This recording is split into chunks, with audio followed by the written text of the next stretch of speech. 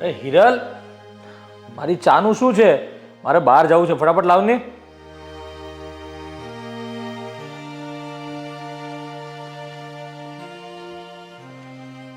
અરે તને નથી બોલાવી, ચા લાવવાનું કીધું તું મેં તને. અરે ચા જે ઉકળે છે પણ પાછી કડક નહીં બનાવું ને તો તમે જ ખીજાશો કે આવી ચા મને નથી ભાવતી. અરે મારે મોડું થાય છે, તું મળવા જવાનું છે, 2 જણાની પતી જાય ને તો ફટાફટ હું ફ્રી થઈ જાઉં વહેલો. ધર્મેશ, આ સવારથી સાંજ સુધી તમે બહાર રહ્યો છો તો પછી ઘરમાંય થોડું ધ્યાન આપો ને. એટલે તું કેવા શું માંગે છે? ઘરમાં ધ્યાન આપો એટલે? એટલે જ કે તમે તમારી બેનનું ધ્યાન રાખો. હવે એ ઉંમર લાયક થઈ ગઈ છે. આ જુઓ, તમારા કૈયામાં નહીં રહી ને તો પછી ન થવાનું થશે કાલ સવારે. ઓ તું સાંભળ, 1 મિનિટ શાંતિ રાખ. મારી બહેન છે ને મારા કયામાં જ રહી છે અને હું જેટલું કહું ને એટલું જ કરે છે મારી બેન. એ તમને લાગે છે કેમ કે તમારે આખો દિવસ ઘરમાં નથી રહેવાનું ને એટલે. સાચું કહું ને ધર્મેશ, તો આખી રાત નથી આવતી એ તમને નથી ખબર ને ઘરે. શું આખી રાત? અરે ક્યારેક એના ફ્રેન્ડ સર્કલ સાથે જવાનું હોય, નાઇટ આઉટ કરવાનું, અત્યારે તેનો હરવા ફરવાનો સમય છે. અત્યારે નહીં ફરે તો ક્યારે ફરશે? તું પણ સવારમાં બધી લપ લઈને બેસી ગઈ છો. જો તું ચિંતા નહીં કર, મીરા ઉપર મને પૂરેપૂરો ભરોસો છે. મારી બેન એવું કોઈ પણ પગલું નહીં ભરે કે મારે નીચા જોવા જેવું થાય, સમજી તું? ધર્મેશ, બધાના ભાઈ ભાભી અને માવતરને આવી જ ઈચ્છા હોય છે કે પોતાના કૈયામાં રહી અને પોતાના બેન ને દીકરીઓ પર વિશ્વાસ હોય છે.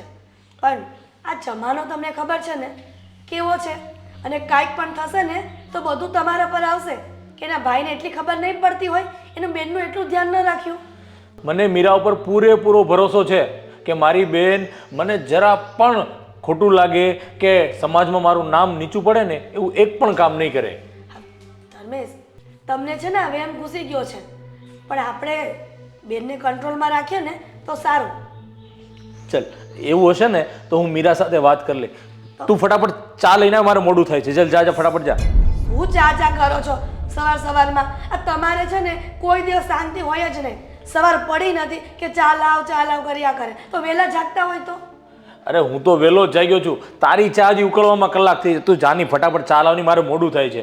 મારે 2-3 જગ્યાએ જવાનું છે મળવા, એટલે ફટાફટ મારું કામ પતે. જા જલ્દી ફટાફટ ચા લાવ. જાઉં છું. શું અકળાયા કરતા હશો? અને મીરા ક્યાં છે? ઉઠી કે નહીં?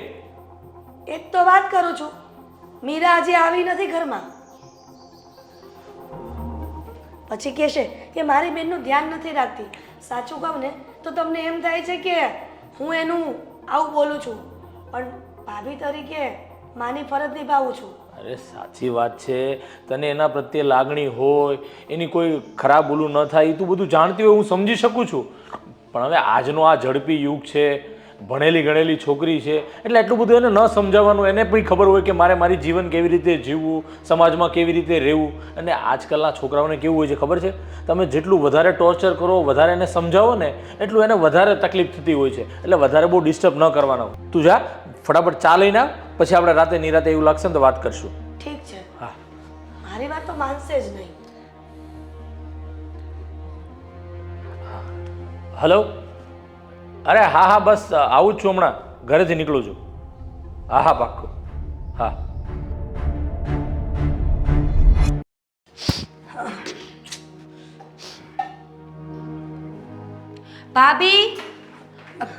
ભાભી બોલો ને. આ ચા નાસ્તાનું શું છે? જલ્દી કરો, મારે બહાર જવું છે. મીરાબેન, આ તમને ખોટી હેબિટ પડી ગઈ છે. કઈ વાતની વાત કરો છો ભાભી? કઈ હેબિટ? આખી રાત ક્યાં હતા? એક્સક્યુઝ મી, આખી રાત કોણ બહાર હતું? તમે છે ને બોલતા પહેલા વિચાર કરો. આખી રાત બહાર નહોતી, રાત્રે 1 વાગે હું આવી ગઈ હતી. એટલે કદાચ મને ઊંઘ આવી ગઈ હશે તો એવું બની શકે. પણ સાચું કહું ને મીરાબેન, દીકરીઓની જાતને રાત્રે 1 વાગ્યા સુધી બહાર રહેવું એ સારું નહીં. પ્લીઝ ભાભી, કયા સમયમાં જીવો છો તમે? અત્યારના જમાનામાં એવું કંઈ જ નથી. અને આમ પણ અમારા લોકોની ફ્રેન્ડ્સની પાર્ટી હોય તો થોડું મોડું થઈ જાય. એન્ડ ડોન્ટ વરી, મને ખબર છે કે મારે શું કરવું જોઈએ. મીરાબેન, તમે ઓવર કોન્ફિડન્સમાં જીવી રહ્યા છો. આટલો બધો ઓવર કોન્ફિડન્સ સારો નહીં.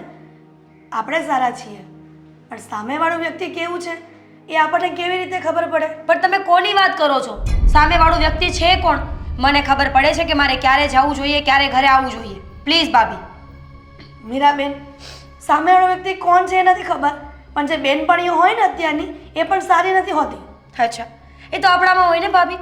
ટીવીમાં ભજન પણ આવે છે અને સોંગ્સ પણ આવે છે. હવે આપણે શું જોવું, આપણે શું શીખવું ને એ આપણા હાથમાં હોય. મીરાબેન, તમને એવું લાગે છે ને કે ભાભી મને વારંવાર ટોર્ચરિંગ કરે છે? હા, કારણ કે તમે કરો છો ભાભી. સમજવાની કોશિશ કરો ને. મારા મમ્મી પપ્પા નથી એનો અર્થ એવો નથી કે તમે ગમે ત્યારે મને ગમે તેમ બોલશો. પણ બેન, હું તમારી ભલાઈ માટે બોલું છું. કેમ કે કાલ સવારે કંઈક અજુગતું થયું ને તમારી સાથે તો તમને કોઈ નહીં કહે, પણ તમારા ભાઈ ભાભીને કહેશે. મને ખબર છે, પણ અજુગતું થશે તો ને. મને વિશ્વાસ છે કે મારી સાથે એવું ક્યારેય કંઈ નહીં થાય. અને હા, મારો ભાઈ મને કોઈ દિવસ કંઈ નથી કહેતો, તો તમે કોણ છો મને કહેવાવાળા?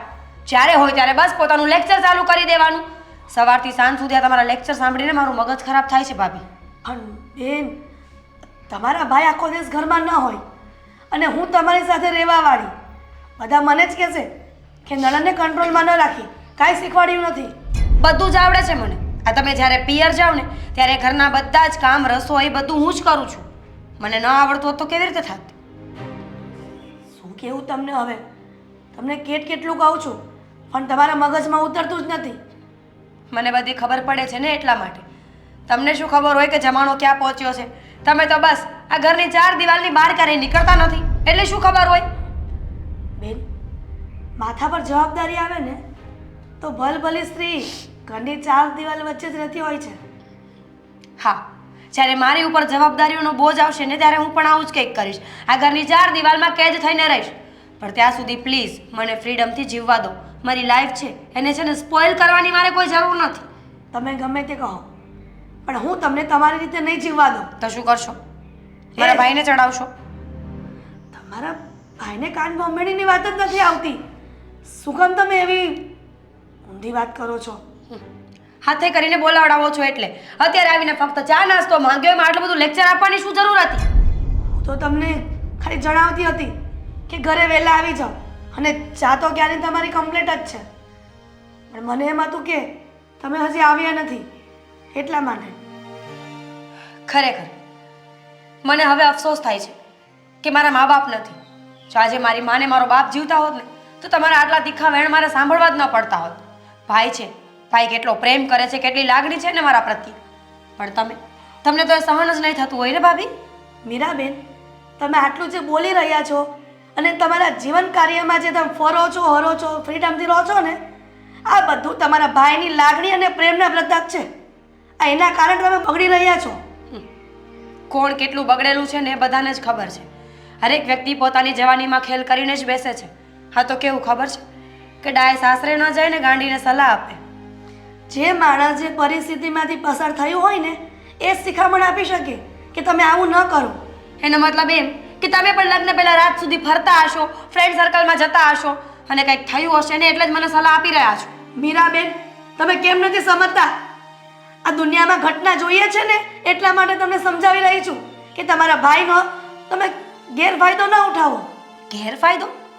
લાગણી છે અમારા ભાઈ બહેનની વચ્ચે. એટલા માટે જ કહી રહી છું કે તમે તમારા ભાઈનો લાગણીનો ગેરફાયદો ઉઠાવો છો. બહુ સરસ બોલી લીધું. હવે નથી પીવી તમારી ચા ને નથી કરવો નાસ્તો. જ્યારે હોય ત્યારે બસ એક ને એક જ વાત. જાઉં છું. મીરાબેન, અમને કેમ સમજાવવા